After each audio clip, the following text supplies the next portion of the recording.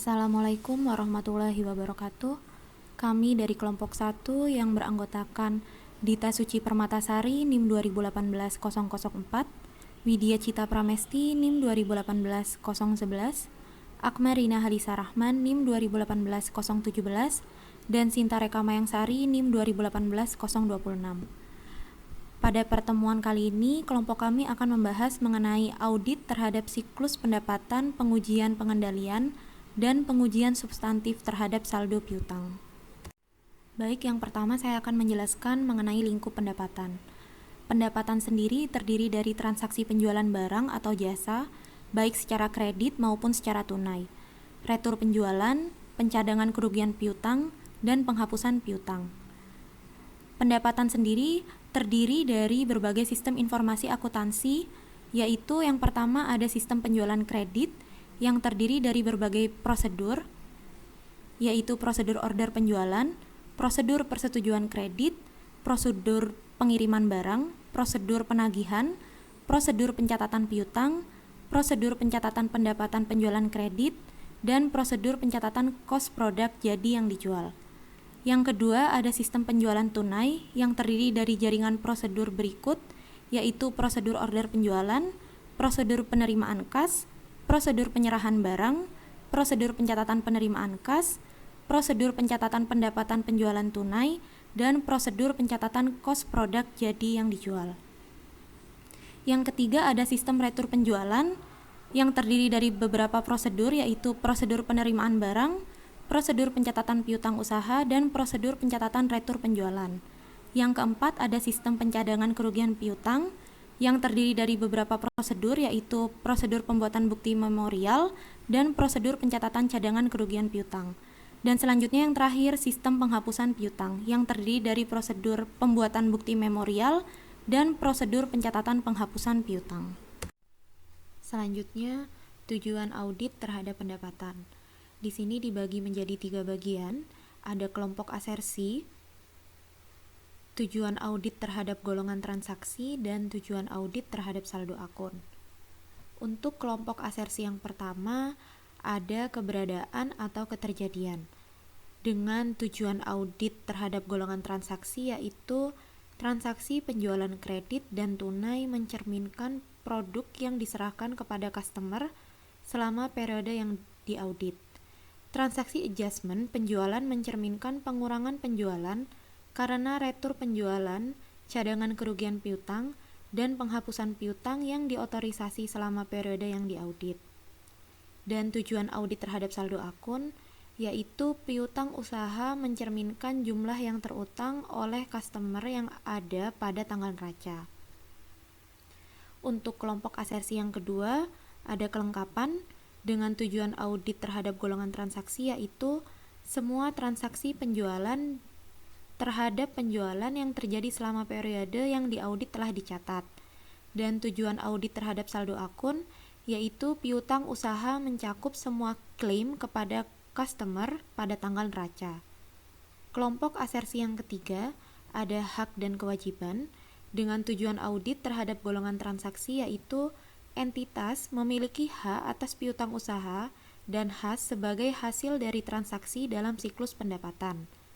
Sedangkan untuk tujuan audit terhadap saldo akun, piutang usaha pada tanggal neraca mencerminkan klaim resmi entitas kepada customer. Kelompok asersi keempat, penilaian atau alokasi dengan tujuan audit terhadap golongan transaksi, yaitu semua transaksi penjualan dan adjustment penjualan telah dicatat dalam jurnal dan diposting ke dalam akun dengan benar. Dan tujuan audit terhadap saldo akun, yaitu piutang usaha mencerminkan kelainan yang baik pada tanggal neraca dan sesuai dengan jumlah buku pembantu piutang. Cadangan kerugian piutang mencerminkan estimasi yang masuk akal antara jumlah piutang bruto dengan nilai piutang usaha bersih yang dapat direalisasi. Kelompok asersi yang kelima, penyajian dan pengungkapan dengan tujuan audit terhadap golongan transaksi, yaitu rincian transaksi penjualan dan adjustment penjualan mendukung penyajian angka penjualan dan piutang usaha dalam laporan keuangan, baik klasifikasinya maupun pengungkapannya. Sedangkan untuk tujuan audit terhadap saldo akun, Piutang usaha diidentifikasi dan diklasifikasi dengan semestinya dalam neraca. Pengungkapan memadai telah dibuat berkaitan dengan piutang usaha yang digadaikan atau dianjakkan. Terdapat 5 tahap perancangan program audit untuk pengujian pengendalian berbagai sistem informasi akuntansi yang membentuk siklus pendapatan. Di antaranya yang pertama, pemahaman terhadap sistem informasi akuntansi untuk pelaksanaan transaksi. Penentuan kemungkinan salah saji potensial dalam setiap tahap pelaksanaan transaksi. Ketiga, penentuan aktivitas pengendalian yang diperlukan untuk mendeteksi dan mencegah salah saji potensial dalam setiap tahap pelaksanaan transaksi. Yang keempat, penentuan prosedur audit untuk mendeteksi efektivitas aktivitas pengendalian. Yang terakhir, penyusunan program audit untuk pengujian pengendalian terhadap transaksi. Kemudian, piutang. Piutang yaitu klaim kepada pihak lain atas uang, barang atau jasa yang dapat diterima dalam jangka waktu 1 tahun atau kurang. Di mana piutang yang dapat tertagih dalam waktu 1 tahun atau kurang diklasifikasikan sebagai piutang lancar. Piutang sendiri digolongkan menjadi 2, yaitu piutang usaha dan piutang lain-lain. Berikut transaksi yang mempengaruhi piutang usaha. Yang pertama, ada transaksi penjualan kredit barang dan jasa kepada customer. Yang kedua, transaksi retur penjualan. Yang ketiga, transaksi penerimaan kas dari debitur. Dan yang terakhir, transaksi penghapusan piutang. Prinsip akuntansi berterima umum dalam penyajian piutang usaha di neraca. Pertama, piutang usaha yang disajikan di neraca sebesar jumlah yang diperkirakan dapat ditagih dari debitur pada tanggal neraca. Piutang usaha yang disajikan di neraca dalam jumlah bruto dikurangi dengan taksiran kerugian tidak tertagihnya piutang. Jika perusahaan tidak membentuk cadangan kerugian piutang usaha, harus dicantumkan pengungkapannya di neraca bahwa saldo piutang usaha tersebut adalah jumlah bersih. Jika piutang usaha bersaldo material pada tanggal neraca, harus disajikan rinciannya di neraca.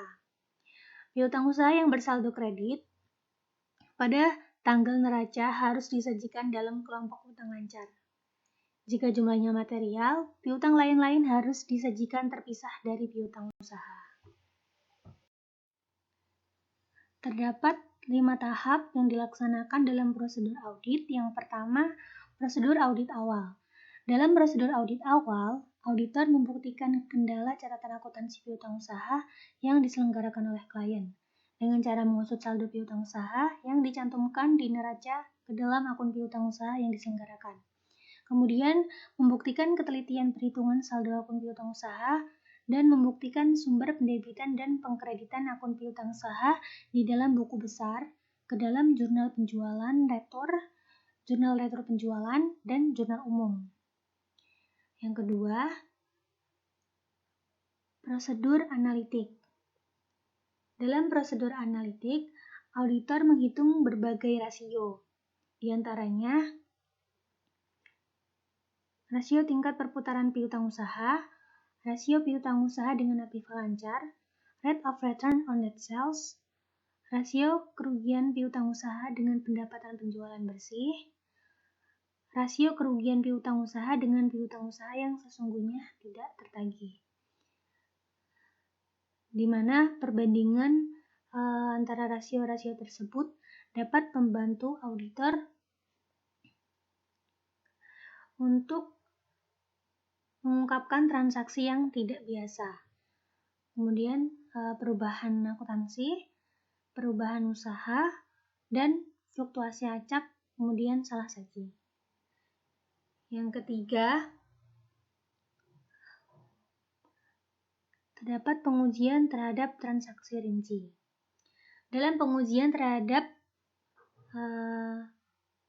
akun rinci, auditor melaksanakan prosedur audit. Yang pertama memeriksa sampel transaksi piutang usaha yang tercatat ke dokumen yang mendukung timbulnya piutang usaha. Kemudian melakukan verifikasi pisah batas transaksi penjualan, retur penjualan, dan transaksi penerimaan kas. Yang keempat, pengujian terhadap saldo akun rinci. Dalam pengujian terhadap akuntansi ini, auditor melakukan konfirmasi piutang, mengevaluasi terhadap kecukupan akun cadangan kerugian piutang usaha yang dibentuk oleh klien. Yang terakhir, pengujian terhadap penyajian dan pengungkapan.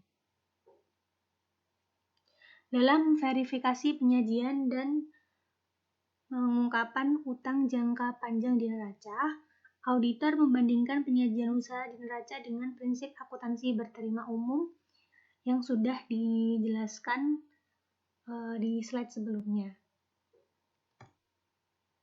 Pada tahap pemahaman terhadap sistem informasi akuntansi untuk pelaksanaan transaksi untuk setiap sistem informasi akuntansi yang membentuk siklus pendapatan, yaitu fungsi terkait, dokumen, catatan akuntansi, bagan alih sistem informasi, akuntansi yang diterapkan terhadap transaksi penjualan kredit, penjualan tunai, retur penjualan, pencadangan kerugian piutang, dan penghapusan piutang. Selanjutnya, di dalam siklus pendapatan terdapat 5 perancangan program audit untuk pengujian pengendalian. Pertama, perancangan program audit untuk pengujian pengendalian transaksi penjualan kredit. Yang kedua, perancangan program audit untuk pengujian pengendalian transaksi penjualan tunai. Yang ketiga, perancangan program audit untuk pengujian pengendalian transaksi retur penjualan. Yang keempat, perancangan program audit untuk pengujian pengendalian transaksi pencadangan kerugian piutang. Dan yang terakhir, perancangan program audit untuk pengujian pengendalian transaksi penghapusan piutang. Selanjutnya, tujuan pemeriksaan piutang. Yang pertama, untuk mengetahui apakah terdapat pengendalian internal yang baik atas piutang, transaksi penjualan, dan penerimaan kas. Yang kedua, untuk memeriksa apakah transaksi yang menyangkut penjualan, piutang, dan penerimaan kas semuanya sudah tercatat secara akurat dan semuanya merupakan transaksi yang benar-benar terjadi atau tidak fiktif. Semuanya juga sudah dicatat pada periode yang tepat. Yang ketiga, untuk memeriksa validitas dan keotentikan daripada piutang. Yang keempat, untuk memeriksa kemungkinan tertagihnya piutang dan cukup tidaknya perkiraan penyisihan piutang tak tertagih. Yang kelima, untuk mengetahui apakah ada kewajiban bersyarat yang timbul karena pendiskontoan wesel tagih.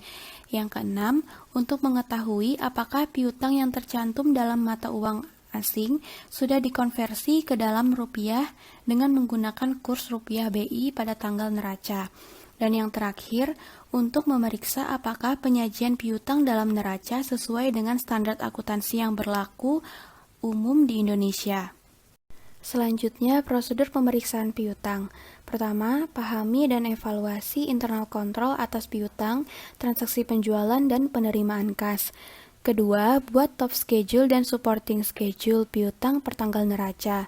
3. Minta aging schedule dari piutang usaha per tanggal neraca yang antara lain menunjukkan nama pelanggan, saldo piutang, umur piutang, dan subsequent collection-nya. Yang keempat, periksa akurasi matematikanya dan cek individual balance ke buku pembantu lalu totalnya ke general ledger. Yang kelima, tes cek umur piutang dari beberapa customer ke buku pembantu piutang dan sales invoice.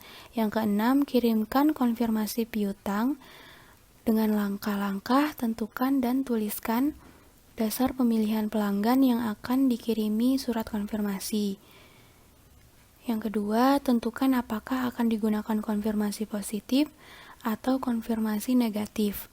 Yang ketiga, cantumkan nomor konfirmasi baik di schedule piutang maupun di surat konfirmasi. Yang keempat, jawaban konfirmasi yang berbeda harus diberitahukan kepada klien untuk dicari perbedaannya. Dan yang terakhir, buku ikhtisar dari hasil konfirmasi.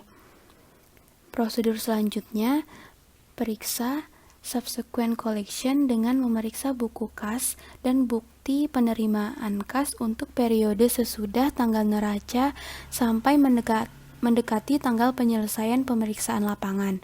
Perhatikan bahwa Subsequent collection hanyalah yang berhubungan dengan penjualan dari periode yang sedang diperiksa. Kedelapan, periksa apakah wesel tagih yang didiskontokan untuk mengetahui kemungkinan adanya contingent liability. Yang kesembilan, periksa dasar penentuan penyisihan piutang tak tertagih dan periksa apakah jumlah yang disediakan oleh klien sudah cukup, dalam artian tidak terlalu besar atau tidak terlalu kecil. Yang kesepuluh, tes sale cut-off dengan jalan memeriksa sales invoice, credit note, dan lain-lain kurang lebih 2 minggu sebelum dan sesudah tanggal neraca. Periksa apakah barang yang dijual melalui invoice sebelum tanggal neraca sudah dikirim per tanggal neraca.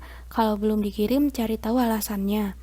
Setelah itu, periksa apakah ada faktur penjualan dari tahun yang diperiksa dibatalkan dalam periode berikutnya.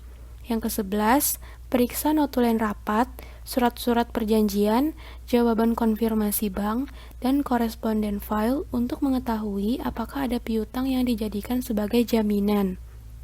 Yang ke-12, lakukan prosedur analisis terhadap piutang dan penjualan.